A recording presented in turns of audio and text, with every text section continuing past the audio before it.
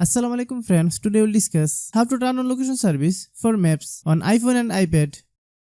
You can turn on your location if you want. If you're new to my YouTube channel, please subscribe.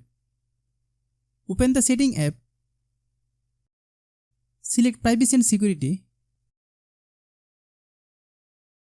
Tap location service.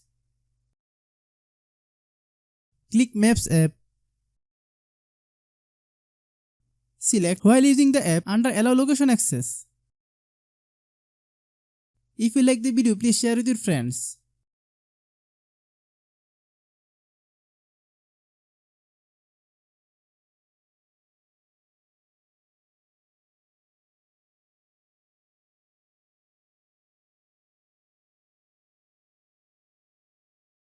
Thanks for watching.